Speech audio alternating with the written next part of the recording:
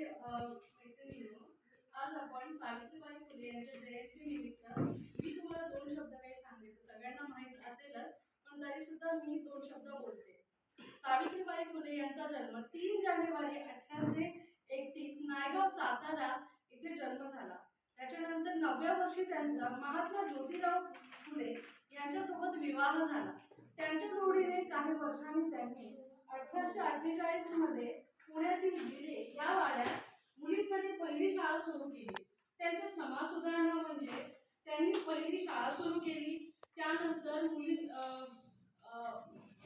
बालविवाह, सती यांच्यावर आळा आणला आणि त्याच्यानंतर विधवा पुनर्विवाह यांच्यासाठी पाठिंबा दिला. सावित्रीबाई नेहमीच आपल्याला त्यांनी त्यांचं शिक्षणाचं महत्त्व कसं सिद्ध केलं, तर त्यांचा शाळेमध्ये त्यांनी जिथे शाळा सुरू केली तिथे त्या रोज जात असत. त्या काळात परवानगी नव्हतीच कुणाला शिक्षणाची, तरी सुद्धा त्या रोज जात असत. त्यांचा अपमान व्हायचा तरी सुद्धा ते तिथे जायच्या.